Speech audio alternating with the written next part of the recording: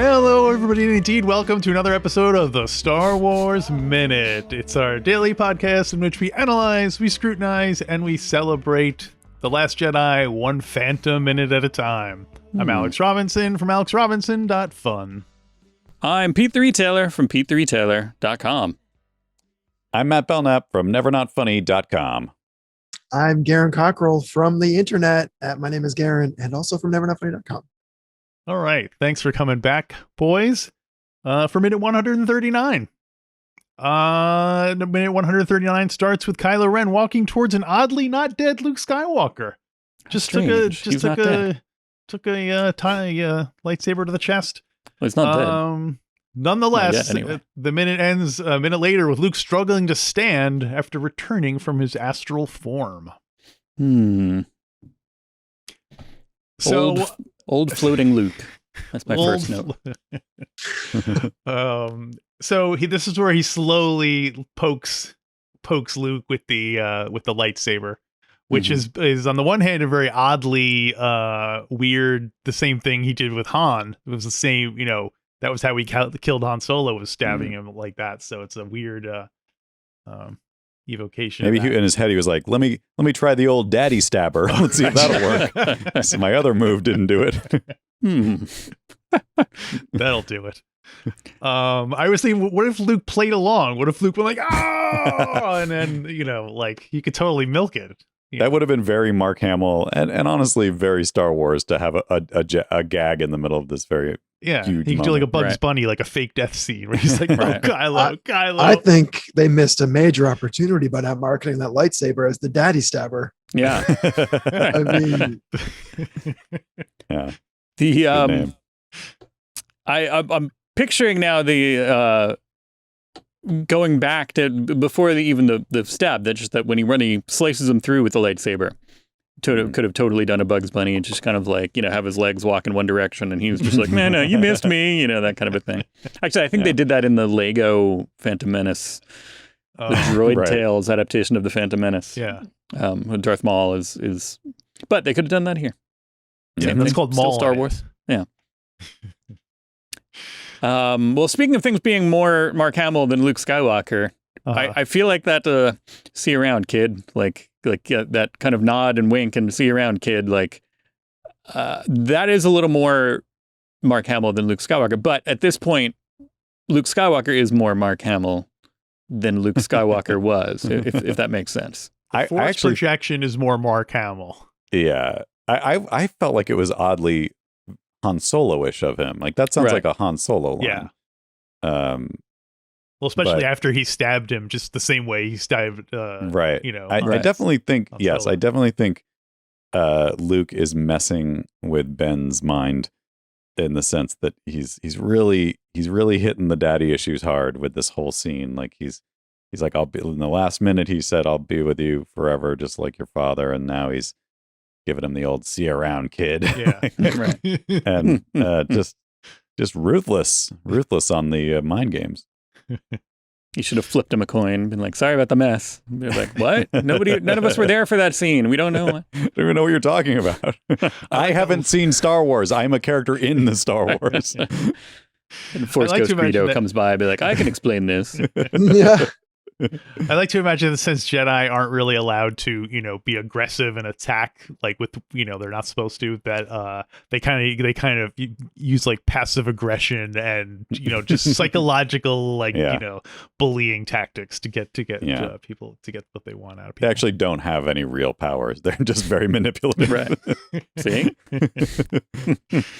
Manipulation and magnets. That's what they're all about. Yeah. Yeah. So do you think Rey and Finn are still hugging?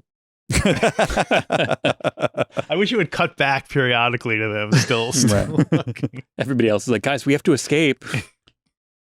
That should have been maybe either a deleted scene, or I would have even accepted a web series about the rest of that hug. We could have just spent, because like I was saying in a previous episode, I definitely feel like, or I alluded to the fact that I definitely feel like we got shortchanged on the Rey and Finn relationship in Rise of Skywalker. So just a little 10-minute, 15-minute thing You drop it on your YouTube channel. Just let me see these two spend some quality time together, because I did love their dynamic in Force Awakens, and felt kind of weird that we didn't really get back to that vibe. Yeah. Do you think that when their hug ended, Finn made an awkward attempt to kiss her? No, I do not. You do not? Yeah, I do. No, I do not. No. I think he was too busy trying to pull his jacket down to hide his boner. Oh, No. That's Poe's jacket. That's Poe's jacket. Yeah, first of all. Oh, so yeah, it's got boner protection built in. Well, I think we speculated whatever it was a week or two ago when Rose kissed him that he might not know what that is, because he was raised, in stormtrooper camp. Like, he might be like, "What? Why'd you do that?" Yeah. But do you think stormtrooper cadets ever hooked up? I mean, maybe. It seems natural. They're human, or whatever the equivalent of a human is in this galaxy. Right. So it's probably there's probably been some stuff happening. And I've always pondered the idea of there's not really mass media in Star Wars. I don't know that we've seen. Yeah, that there is in I think in Rebels. There was a very disturbing moment when they had like TV news on a screen. I was like, no, that doesn't. I do not like the idea of KCAL 9 being in Star Wars. This is. Well, the holiday special did also establish that it is canon, that there is news broadcasts and people watch TV. That was kind of like that. Imperial broadcast. That was like an Amber Alert, essentially. That was that was like your phone bleeping and being like, but okay, everybody. Mala basically uses YouTube to teach her how to cook, right? And things like That's that. true. Okay, so I will accept that there's Star Wars YouTube more than there's Star Wars just kind of broadcast news, that they have I just can't. But how would daytime hours to fill? How would the Empire maintain control without the that seems like too valuable of a propaganda tool. I mean, maybe it's just all government run, and that it's all just pro Soviet television. Yeah, exactly. So, but getting back to whether or not the stormtroopers hook up, I think if I was running an army like this, I would definitely have these kids drugged out of their mind. So I don't know whether that would mean more hooking up or less hooking up, because they're just speed freaks who are just bred to fight and stuff. Does your summer camp here have rock and roll also? Because that could sway it one way or the other. Yeah, that's true. Okay. That would that's what Finn should have done. He should have went back and taught the kids about rock and roll, and then he would have totally freed them and stuff. Yeah. Guys, let me tell you about this band from Mos Eisley. I hope you guys like jizz. Yeah, I can see that. I can totally. I'm rethinking Stormtrooper camp as being just kind of totally debaucherous and kind of So that's the reason I brought up the mass media thing, just because I wondered if they had any access to any form of book or magazine or TV show or movie or YouTube channel or whatever that would have they would have caught a glimpse of the concept of romance, basically, right? Or even just sex. I don't know. It's like you said, Alex. I don't know if maybe they're so drugged out they have no urges in that way. That would be something the Empire might be interested in, taking out of them so that they're not distracted from their missions and stuff. But I mean. You do actually bring up an interesting point. If there's nothing to replace the stories of Jedi, why would anybody ever forget about Jedi?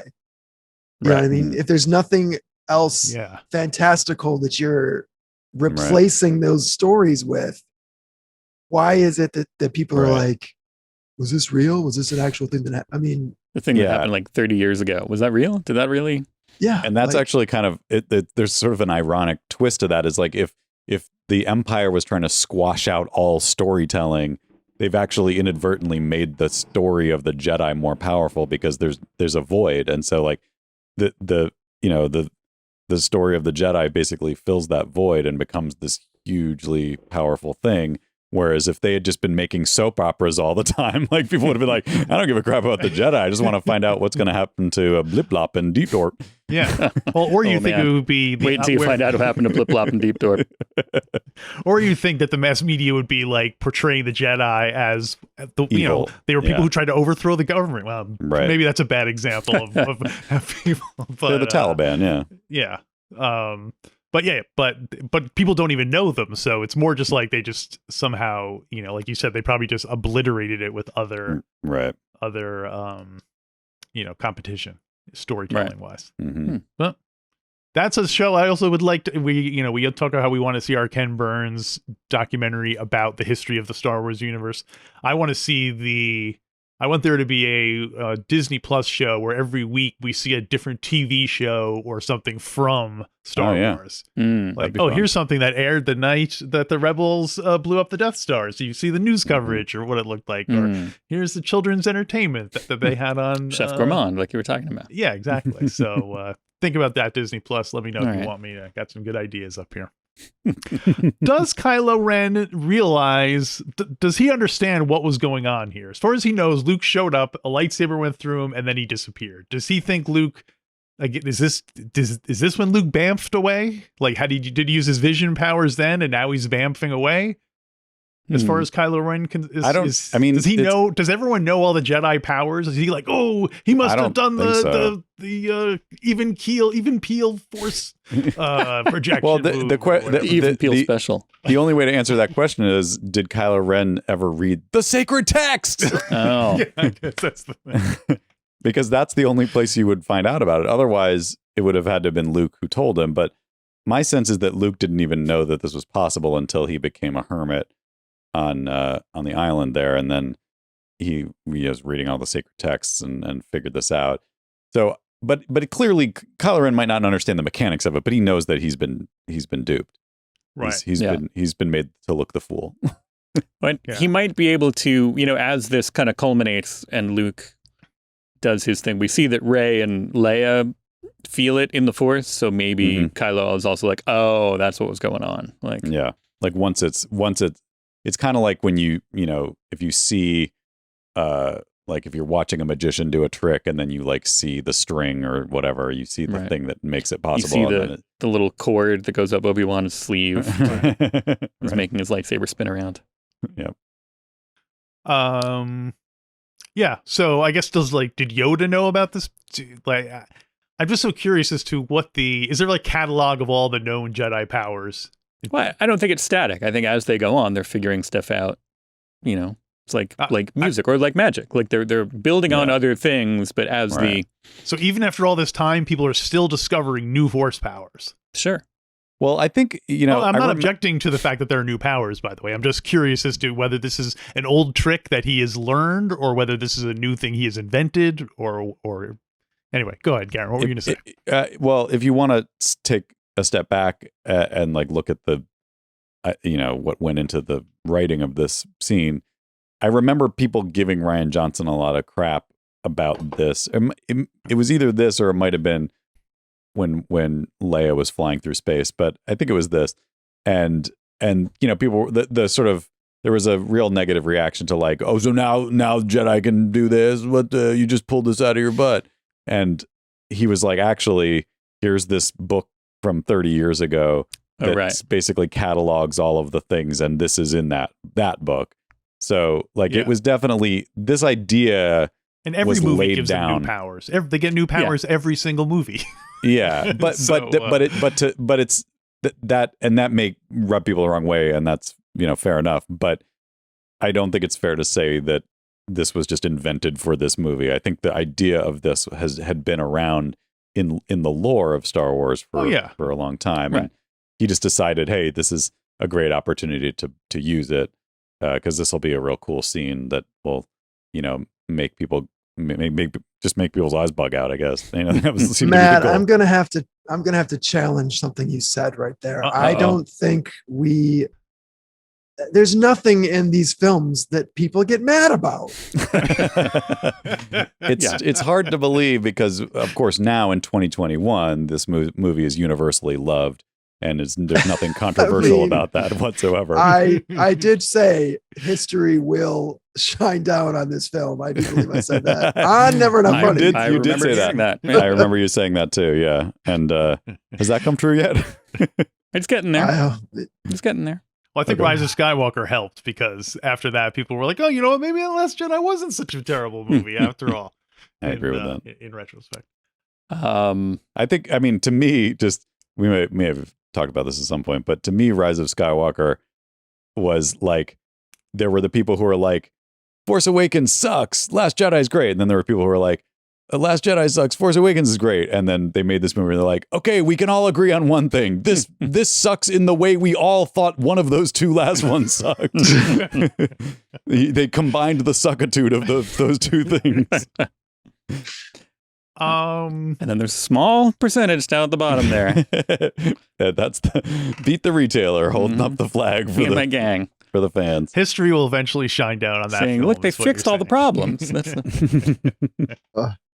why I go to the movies for them to see a repairman go to work. I think one thing that makes this whole sequence more tolerable is the fact that it kills Luke. Like, this isn't something that you can just do all the time. It's clearly something that is a, like, in case of emergency, break glass, like, this is your last ditch thing. So, but I have a hunch that eventually, somewhere down the road, that someone's going to be the first one to ever survive having done a force projection, or something like that. So, I like actually, Kylo Ren does mention early on about force projection because he says, "Oh, you can't be doing this because the effort would kill you," to Rey. Right. So he is aware that this is something people can do. Except like the hold-up maneuver, except it would kill them. Yeah. I like the idea that Kylo Ren eventually brags to his friends about how he technically did kill Luke Skywalker. Right. Yeah. Although I had a question. Do we think that if Luke hadn't been levitating and fallen on that rock, would he have survived? Was it the fall that did it? It was the fall. So the projection was not a big deal. It was just he accidentally knocked his noggin on that rock. Yeah, and he's getting up there, so it couldn't have. You see him kind of climbing back up, being like, "Oh, I shouldn't have done this on that rock."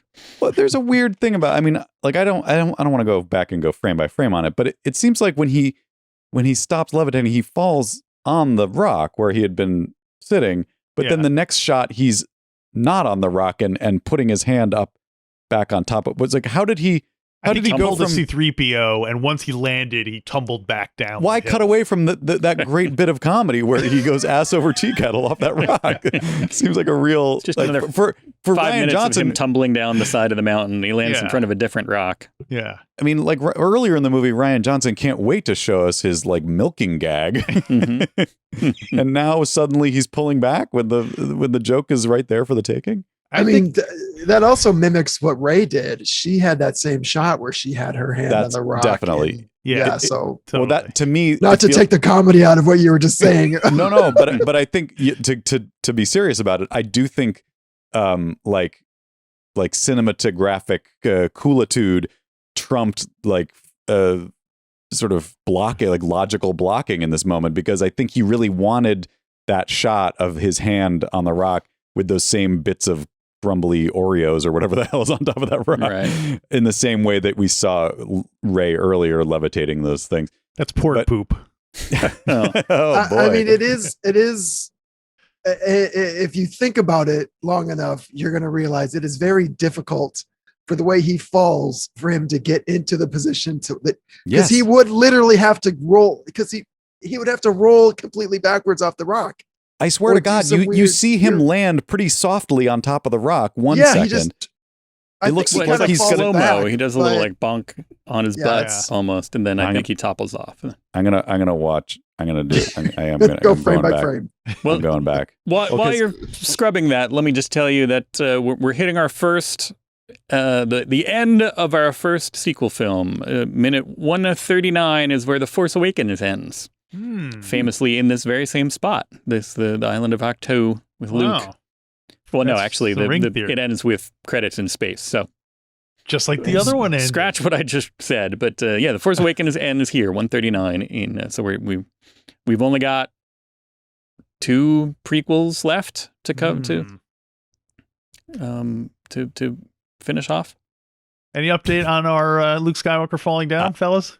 I'm here to tell you, he lands very softly on his back and kind of goes like this. And then does it immediately cut to him, or does it cut back to? Then it cuts to an unnecessary long shot of the island, just kind of like almost like a tourist, like a video brochure of like visit Skellin Island. Yeah. Here's the beautiful sunset.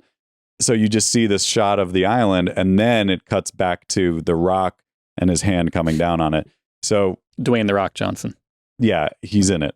Yeah. Surprise. Suddenly. You guys missed it. The ultimate Easter egg. It was like a metamorphosis, like a cocoon butterfly thing. Luke just expended all of his Force energy and then came back as Dwayne "The Rock" Johnson. Yeah. Why didn't you give them this idea 5 years ago so they could have implemented that? That would have been a great way to revitalize the franchise. Doctor Who'd himself into The Rock. Totally. Yeah. I think every franchise is going to merge together because, Jurassic Park and Fast and the Furious is going to merge somehow. So, and then eventually Jurassic Park and Star Wars will jump over. First the MCU and Star Wars have to cross, but then the ultimate merger will be when Disney buys Universal and they get all that stuff and they put it all together, and then you're finally going to get to see Dwayne "The Rock" Johnson with a lightsaber. I think it'll be Harry Potter will open up a magical gateway between the universes, right? Yes. Or maybe the multiverse of madness will come into play. That's the madness. Yeah, that is the madness. The madness of every movie you've ever seen being in one place.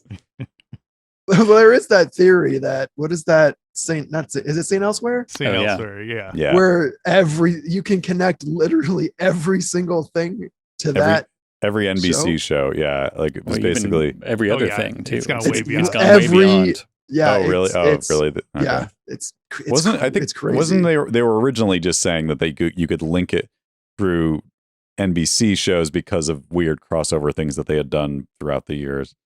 Right. But then there's other like characters appearing as themselves on other shows. Yeah, So that always, anytime someone appears as themselves in two places, then that apparently links those two worlds. I think Richard Belzer played the same character on multiple shows, and that really pulled in a lot of other a lot of other stuff. So so I think it would have been interesting to see what Hux's reaction is to all this. He must have been laughing his ass off up there in that spaceship, watching Kylo Ren throw a hissy fit after Luke disappears. Right. So do you think he was tempted to order them to fire on Kylo Ren, and would they have? Oh. Be like, obviously he's crazy. Shoot him and see who goes with him. I mean, I don't know about that, but God help whatever elevator Kylo Ren goes into after this.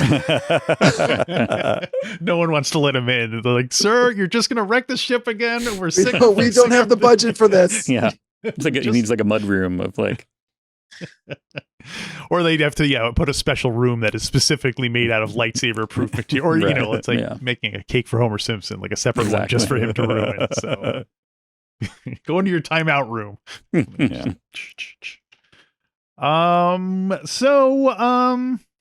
Is there anything else about this minute or that you want to get off your chest? Or Last Jedi? I'm saying release the fall off the rock cut. That's my new thing. I want to see that moment. I want to see how he got from the top down to the floor. Well, since it cuts away to that long shot, it's the perfect opportunity to just put in some sound effects that would give people the idea of what happened. Like, boom, boom, slide whistle. Yeah, slide whistle. Cat, a garbage can falling over, all the classic. I'm Luke Skywalker and I'm falling right now. Yeah, or it could be Luke being like, "Oh, that was easy. What? Who are you? Ah!" And then it just cuts, so we'll never know who killed him. Like, "My dice." So then a great example of that.